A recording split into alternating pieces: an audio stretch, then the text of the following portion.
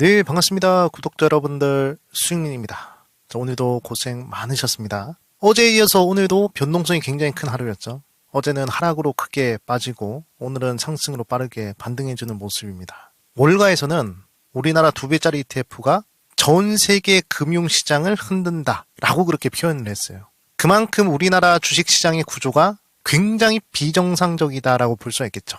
그럼에도 불구하고 안 좋은 이슈보다는 긍정적인 이슈가 훨씬 많은 게 우리 한국 증시라고 생각을 해요. 그래서 변동성 때문에 부정적으로만 바라보지 마시고 한국 시장의 규모가 커진다라는 그 본질을 잘 파악을 하시는 것이 중요하다라고 말씀을 드리겠습니다. 자, 그럼 오늘도 어떤 이슈가 발생했는지 체크를 하고요. 우리가 어떤 부분의 방향성을 잡으면 좋을지 말씀을 드리겠습니다. 자, 우선은 현재 흐름에서 미국과 이란의 전쟁에 대해서 이야기를 빼놓을 수가 없겠죠. 파키스탄 외교부에서 뭐라고 이야기를 했냐면 미국과 이란이 6월 30일부터 기술적 협상에 들어간다고 했습니다. 기술적 협상에 들어간다는 것은 이미 고위급 실무진급의 논의는 대부분 이루어졌다라고 볼 수가 있겠고 이제 막바지 협상이 진행이 된다라는 이야기겠죠. 자, 그래서 거의 전쟁이 끝나간다라고 볼 수가 있는 것이고요. 국제유가 같은 경우에도 지금 72달러까지 내려왔습니다. 여기서 조금만 더 빠지면 60달러 선까지도 내려오겠죠. 그리고 미국이 10년물 국채 금리를 봤을 때도 4.4%에서 머물고 있습니다. 이게 4.5%만 안 넘어가면 되거든요. 그래서 10년물 국채 금리도 계속 하락을 하고 있는 상태입니다. 자, 그래서 전쟁이 끝나면 국제유가는 굉장히 빠르게 하락을 할 것이다라고 제가 말씀드렸죠. 첫 번째 이유는 석유 공급망이 오펙이라는 카르텔을 벗어나서 각자 도생의 시대로 갔습니다. 오펙에서 탈퇴한 산유국들이 석유를 많이 팔기 위해서 증산을 하죠. 그리고 가격 경쟁력을 위해서 원유 가격을 계속 내릴 거예요. 그게 연쇄 반응이 나타나다 보니 전쟁이 끝나면 유가의 하락이 가속화될 것이고 유가의 하락이 가속화가 되면 물가도 빠르게 내려갈 것이다 라고 볼 수가 있는 것이죠. 자, 그래서 현재 국제 유가가 빠르게 내려가는 것을 확인하시고요. 자, 이러한 상황에서 미국의 재무장관이죠. 베센트가 뭐라고 이야기를 했냐면 트럼프와 본인은 채권에 대해서 잘 알고 있다라고 이야기를 했습니다. 그리고 현재 가장 문제가 되고 있는 인플레이션은 목표 수준으로 빠르게 복귀를 할 것이다라고 이야기를 했어요. 이게 무슨 얘기입니까? 물가가 빠르게 잡힌다는 얘기겠죠? 어차피 현재 물가를 자극하고 있는 것은 기름값 상승이었기 때문에 이 기름값만 내려오게 되면 인플레이션은 빠르게 잡힐 수가 있다라는 것이겠죠. 그리고 AI가 앞으로 생산혁명을 가져온다는 것을 확신한다라고 이야기를 했어요. 앞으로 AI가 많은 물건을 대량으로 생산할 것이기 때문에 공급이 많이 늘어날 것이고 그렇게 되면 자연스럽게 물건 가격들은 하락할 수밖에 없다라고 보는 것이죠. 자, 그래서 베센트 장관 같은 경우에도 물가 부분에 대해서 긍정적으로 발언을 해주다 보니 이렇게 되면 앞으로의 금리 방향성에도 영향을 끼칠 수가 있겠죠. 자, 그래서 오늘 결정적으로 UBS에서 뭐라고 이야기를 했냐면 미국은 올해 금리 인상이 어려울 수도 있다라고 이야기를 했어요. 제가 여러분들께 항상 말씀드렸던 그 논리랑 똑같습니다. UBS에서 뭐라고 이야기를 했는지 보니까요. 미국은 한동안 금리를 묶어둘 것이고 27년쯤부터는 내릴 것이다. 이렇게 이야기를 했어요. 즉 금리 인상은 없을 수도 있다라고 이야기를 한 것이죠. 그리고 시장에서는 2번 정도 금리를 인상할 것이다 라고 이야기를 하는데 그것은 오바스러운 생각이다 라고 UBS에서 이야기를 했습니다. 그러면 UBS에서 말하는 이 근거가 뭐냐라고 했을 때 베센트가 말한 것처럼 물가는 어차피 잡힐 것이다라고 이야기를 하고요. 그리고 미국의 경제 성장이 둔화가 된다라고 이야기를 합니다. 그리고 케빈 오씨가 연준 의장으로 취임하고 나서 연준의 내부적인 시스템들을 바꾼다고 했어요. 그런데 그 내부적인 시스템을 바꾸는데 시간이 좀 걸린다라는 것이죠. 그렇기 때문에 이러한 근거로 해서 미국은 금리를 올리기가 쉽지가 않을 것이다 라고 UBS에서 이야기를 했고 여기서 저의 근거를 조금만 더 붙이면 현재 물가라는 것은 전쟁 때문에 일시적으로 상승한 것이고 구조적으로 안 좋아지고 있는 것은 고용이다라고 저는 생각을 해요. 현재 미국의 빅테크들에서는 계속 직원들을 자르고 있죠. 그리고 질 좋은 일자리들은 계속해서 없어지고 있는 그런 상황입니다. 고용이란 것이 AI 때문에 구조적으로 안 좋아지고 있다라는 것이죠. 그러면 통화정책 결정을 할 때 일시적인 것을 집중하셔야 되겠습니까? 구조적인 것을 집중해야 되겠습니까? 당연히 구조적인 것을 집중해야 되겠죠. 물가보다는 고용에 훨씬 더 집중해야 될 시기다라고 저는 생각이 들어요. 그리고 미국은 양극화가 굉장히 심각하다라고 말씀드렸죠.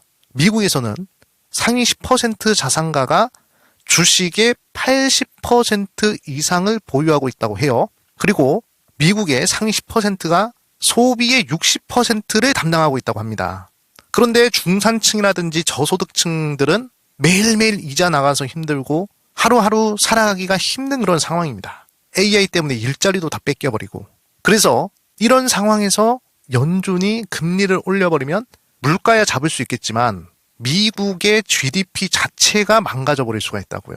벌레 잡자고 집을 불태우는 꼴이 되어버립니다. 그래서 지금 언론에서는 연준이 매파적이다, 금리 인상을 한다 이렇게 이야기를 하지만 현재 미국의 경제를 들여다봤을 때는 금리 인상은 힘들다. 오히려 고용과 양극화 때문에 금리를 내려야 될 지경이다 라고 저는 생각을 해요. 물론 제 의견에 대해서 반대하시는 분들도 있을 겁니다. 하지만 저의 논리는 생각보다도 근거가 있고 탄탄하다라고 생각을 해요. 그래서 금리의 방향성은 실제로 금리를 2번 올리기 전까지는 제 논리는 변함이 없다라는 것을 여러분들께 말씀을 드리겠습니다. 자, 그리고 삼성전자가 이렇게 시장이 혼란스러운 상황에 우리 국민들을 위해서 중요한 발표를 해줬습니다. 바로 90조 원 규모의 자사주 매입을 하겠다라고 이야기를 한 것이죠. 자, 삼성전자가 돈을 얼마나 많이 벌면 주주 환원을 하는데 90조 원을 쓴다고 해요. 이것이 정상 아닙니까? 성과급으로 50조를 뿌릴 바에야 차라리 주주 환원을 위해서 쓰는 게 훨씬 더 이 자본주의에는 올바른 판단이 아닌가라고 저는 생각을 합니다. 자, 그래서 삼성전자의 실적이 잘 나올까 잘 나오지 않을까 이 부분에 대해서 궁금하신 투자자분들이 계실 거예요. 그럴 때는 이 관세청의 4월에서 5월 수출 데이터를 한번 보시면 됩니다. 특히 삼성전자의 공장이 있는 그 지역의 수출 데이터를 한번 분석을 해보시면 되거든요. 그러면 삼성전자와 그 지역의 상관 개수가 거의 90% 이상 일치를 해요. 그러니까 그 지역의 수출 데이터랑 삼성전자의 실적이랑 거의 똑같다라는 것이죠. 그래서 삼성전자의 공장이 있는 평택, 용인, 아산 이 지역에 4월에서 5월의 수출 데이터를 보니까 무려 52조 원이 나왔다고 합니다. 작년보다 무려 342%나 늘어난 수치라고 해요. 자, 그러면 이 정도 흐름이라면 삼성전자의 2분기 어닝 서프라이즈도 확정이라고 볼 수가 있겠죠. 자, 그래서 삼성전자 실적이 떨어진다, 삼성전자 이제 고점이다, 빅테크들에서 안 사준다 이렇게 얘기를 하지만 실상 까놓고 보면 수출이 어마어마하다는 것입니다. 거의 역대급이라는 것이죠. 자, 그리고 번스타인에서도 앞으로 HBM의 가격이 무려 2.5배나 상승한다고 했어요. 이 부분에 대해서는 제가 여러분들께 자주 말씀을 드렸습니다. 현재 SK 하이닉스도 그렇고 삼성전자도 그렇고 과거에 장기 계약으로 맺었던 그 가격으로 HBM을 공급을 하잖아요. 그 사이에 범용 메모리의 가격이 급등을 해버려서 굳이 HBM을 안 만들고 단기 스팟 계약으로 범용 메모리를 파는 게 하이닉스나 삼성 입장에서는 훨씬 수익성이 좋단 말이죠. 그래서 하이닉스 같은 경우에는 고객사들한테 옛날에 계약했던 가격으로 팔면 우리 단가 안 나온다. 이제 가격을 올리자. 이렇게 압박을 하죠. 그런데 HBM이 없으면 맞춤형 반도체를 만들 수가 없는 빅테크 입장에서는 당연히 공급자의 말에 따를 수밖에 없죠. 그래서 앞으로 HBM의 가격이 더 상승할 수밖에 없다라는 것이고 지금 현재 6세대 HBM이죠. HBM4 부분에 있어서는 삼성전자가 아주 좋은 성과를 보여주고 있습니다. 벌써 매출이 10억 달러가 넘어섰다라는 이야기가 있고요. 앞으로 100억 달러도 충분히 돌파가 가능하다. 이렇게 이야기를 하고 있습니다. 자, 그래서 삼성전자도 그렇고 SK 하이닉스도 그렇고 마이크론도 그렇고 이 HBM이 고부가 메모리니까 여기에 집중을 하다 보니 진짜로 실질적인 전자제품에 들어가는 그런 범용 반도체를 만들지 못했다는 것이죠. 그래서 그 범용 메모리의 가격이 또 크게 상승해버리는 효과가 나타난 겁니다. 자, 그래서 관세청 수출 데이터를 봤을 때 낸드의 수출이 무려 800%나 증가를 했다고 하고요.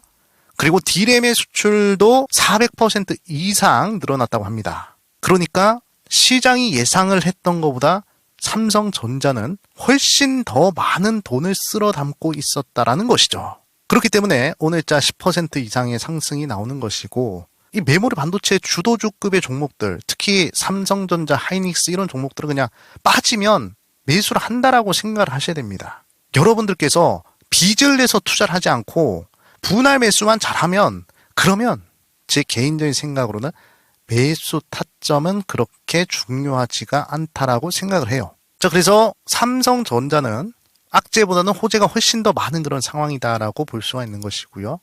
자, 이 흐름에 힘입어서 삼성전자도 그렇고 SK하이닉스도 그렇고 호남 지방에다가 새로운 반도체 팹을 건설하겠다라는 그런 이야기가 나오고 있죠. 뭐 이게 사실인지 아닌지는 모르겠습니다만 김용범 정책실장이 거의 마무리 단계다라고 이야기를 하고요. 그러면 용인에 반도체 클러스터 만들던 것을 멈추고 호남으로 이동을 하느냐라고 했을 때 그것은 아니다. 새로 건설을 하는 것이다라고 이야기를 했어요. 그러면 삼성전자도 그렇고 SK하이닉스도 그렇고 용인의 반도체 클러스터를 건설하는 부분도 있는데 왜 또 새로운 반도체 팹을 건설하려고 할까요? 앞으로 향후 30년 동안은 메모리 반도체에 대한 수요가 꺾이지 않을 것이라는 그런 판단 하에 그래서 새로운 반도체 팹을 계속 건설하겠다라고 이야기를 하는 것입니다. 그리고 손정희 회장이 뭐라고 이야기를 했냐면 AI 혁명은 이제부터 시작을 하는 것이다. 지금 현재 시장에서 나오고 있는 거품 논란은 말이 안 된다. 그건 무식한 소리다. 이런 식으로 이야기를 했어요. 그러면 삼성전자도 그렇고 SK하이닉스도 그렇고 대규모 증설을 하게 된다면 어떤 회사들이 수혜를 받을지 그 부분을 생각을 하셔야 돼요. 자, 결국에는 반도체라는 것도 양산 제조업 아니겠습니까? 협력업체가 굉장히 중요하고요. 따라서 반도체 소부장 관련된 종목들의 큰 상승이 또 기대되는 부분이다라고 저는 생각을 해요. 물론 오늘은 SK하이닉스, 삼성전자만 상승했기 때문에 소부장 종목들이 재미가 없었습니다만 현재 메모리 반도체 흐름을 봤을 때는 대장주들이 먼저 상승해주고 그 다음은 반도체 소부장들만큼 숫자가 찍히는 회사들은 없다라는 것이죠. 그래서 저는 계속 여러분들께 SOL AI 반도체 소부장 이 ETF를 눈여겨보시는 것이 어떨까 이렇게 말씀을 드리고 싶어요. 최근 들어서 제가 ETF 이야기를 많이 한다고 ETF를 왜 추천하냐 이렇게 이야기를 하시는데 여러분들 ETF는 나쁜 게 아니에요. 단일 종목 2배 ETF가 나쁜 것이지 그냥 ETF 상품 자체는 나쁜 것이 아니다라고 저는 생각을 합니다. 우리 개인 투자자들이 바스켓을 할 수 있는 무기예요. 단일 종목 2배 ETF랑 그냥 종목들을 모아놓은 ETF를 혼동하셔서는 안 돼요. 특히나 단일 종목 2배 ETF는 상승하면 양의 복리가 붙어서 좋지만 하락을 하게 되면 그건 음의 복리가 붙어버려요. 단일 종목 ETF는 하락하기 시작하면 투자금이 음의 복리 때문에 녹아버려요. 그리고 본전으로 와도 그게 원금 회복이 안 돼요. 변동성만 키울 뿐 별로 영향가는 있지 않다라고 저는 생각을 해요. 그래서 단일 종목 ETF랑 그냥 ETF는 여러분들이 잘 구분을 하셔야 된다라고 말씀을 드리겠습니다. 자, 그래서 SOL AI 반도체 소부장 이 ETF 계속 눈여겨보시고요. 구성 종목을 보시면 괜찮은 반도체 소부장 회사들 포함이 되어 있습니다. 자, 그리고 오늘도 코스피 쪽에서는 외국인들이 크게 매도를 했어요. 왜 이렇게 외국인들이 크게 매도를 할까라는 의문이 여러분들은 드실 겁니다. 여러분들, 외국인들은 이미 2023년, 2024년에 삼성전자든 SK하이닉스든 알짜 기업들은 그때 다 대량 매집을 해놨어요. 2, 3년 전에. 그것이 지금 6배, 8배, 10배 이렇게 올라왔는데 매도를 안 할 수가 있겠습니까? 당연히 리밸런싱을 위해서 해야 될 수밖에 없어요. 그러면 그 외국인들이 지금은 무엇을 매수를 하고 있느냐라고 했을 때 코스닥을 적극적으로 매수를 하고 있어요. 그것도 역대급으로 매수를 하고 있어요. 2023년, 2024년 이때 외국인들이 코스피 종목들 쓸어 담을 때 외국인들은 바보 소리 들었습니다. 왜냐? 그 당시에는 국내 주식을 한다라는 그 자체가 이 지능이 낮다라는 평가를 받았었거든요. 하지만 현재 상황은 360도 역전이 되었죠. 코스닥도 마찬가지입니다. 지금이야 코스피 투자를 안 하고 코스닥에다가 투자를 한다고 하면 멍청이 소리를 들어요. 왜 저 대장주 놔두고 코스닥을 매수를 하냐 이렇게 생각들 하지만 여러분들 이 외국인이라는 것은 제가 항상 말씀드리지만 이 시장의 모든 데이터요 모든 알고리즘입니다. 신적인 존재란 말이에요. 수익을 내는 부분에 있어서 가장 최적의 알고리즘이 바로 외국인들의 매수라고요. 물론 지금 당장은 수익을 내기가 어렵겠죠. 외국인 수급들을 보고. 하지만 이 외국인 알고리즘만큼 시장의 저점과 바닥을 잘 잡는 그런 수급의 주체는 없습니다. 그런 수급의 주체가 지금 코스닥을 쓸어 담고 있다라니까요, 지금. 그래서 삼성전자 하이닉스가 간 다음에는 코스닥 종목들이 상승을 할 것이고, 그리고 코스닥 종목에서 실제로 숫자가 찍히고 있는 반도체 소부장이나 또는 근본 있는 바이오 종목들, 또는 실적이 개선되는 2차전지 종목들, 이런 종목들도 결국에는 상승을 하게 되어 있어요. 그래서 지금 당장의 수익을 노리는 것이 아니라요, 나중에 수익을 노리신다면 여러분들께서는 소부장과 코스닥 ETF를 결합을 해서 눈여겨보시는 것도 저는 괜찮은 전략이라고 생각을 합니다. 자, 그래서 반도체 소부장 ETF를 봤을 때도 추세가 살아있죠? 만약에 이게 추세가 완전히 꺾여버리는 흐름이 나타난다. 그러면 공략을 하기가 조금 어렵겠지만 현재 스토리상으로 봤을 때는 저 대장주의 돈들이 반도체 소부장 쪽으로 낙수 효과가 나타나는 게 거의 기정사실이다라고 볼 수가 있는 것이죠.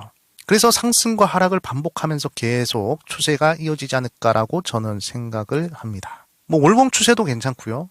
주봉, 일봉 추세가 다 괜찮습니다. 자, 그리고 코덱스 코스닥 150 ETF도 한번 눈여겨보시고요.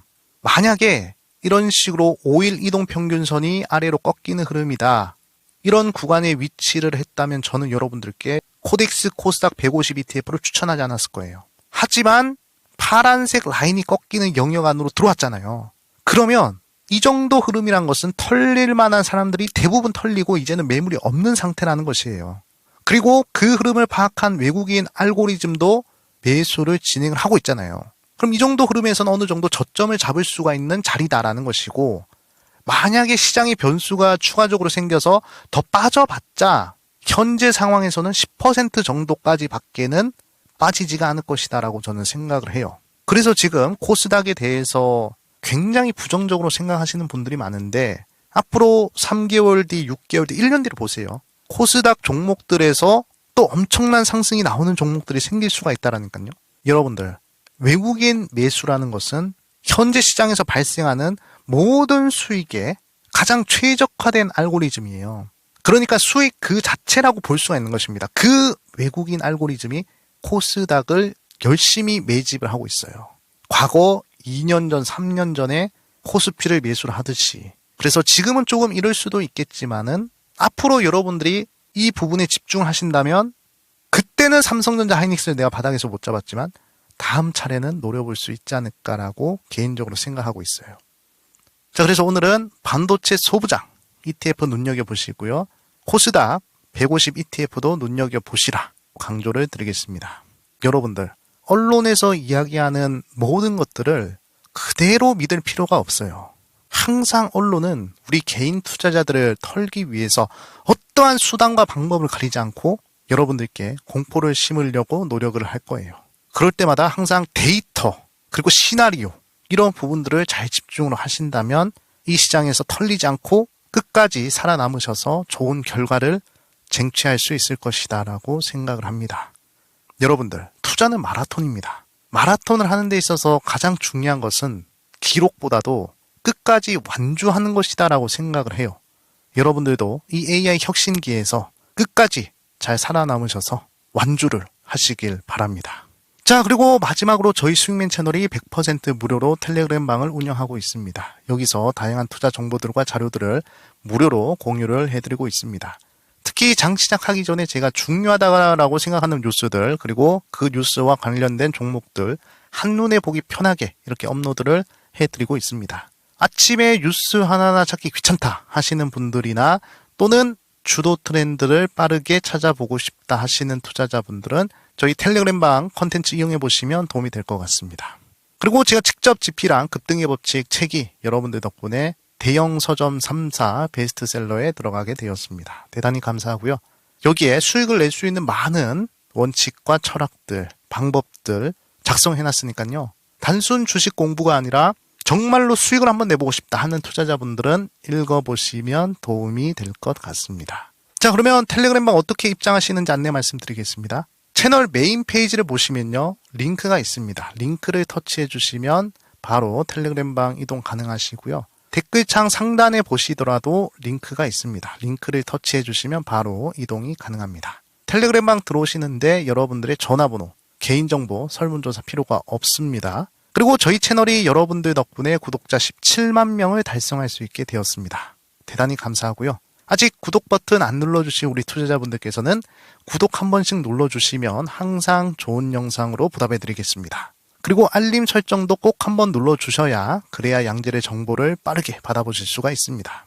네, 여러분들 오늘은 다행스럽게도 시장이 반등을 했습니다. 우리 시장이 비정상적이어서 변동성이 커지고 있는데 그런 부분들은 점차 정상화가 될 것이라고 생각을 합니다. 여러분들 잘 버티는 것이 이 시장에서는 승리할 수 있는 전략입니다. 여러분들이 잘 버티실 수 있도록 항상 저 또한 여러분들께 열심히 정보 전달하도록 노력하겠습니다. 오늘도 영상 끝까지 시청해 주셔서 대단히 감사하고요. 항상 여러분들이 남겨주시는 소중한 댓글 하나하나 잘 읽어보고 있습니다. 오늘 영상도 도움이 되셨으면 응원 댓글 한 번씩 남겨주시면 대단히 감사하겠습니다. 그리고 묵묵하게 좋아요, 구독, 알림 설정 눌러주시는 우리 투자자분들께도 대단히 감사드리고요. 항상 건강하시고 행복하시고 부자 되시기를 제가 진심으로 기도드리겠습니다. 네, 오늘은 여기까지 하도록 하겠습니다. 행복한 하루 보내시고요. 다음에 또 좋은 영상으로 찾아뵙겠습니다. 감사합니다. 수익!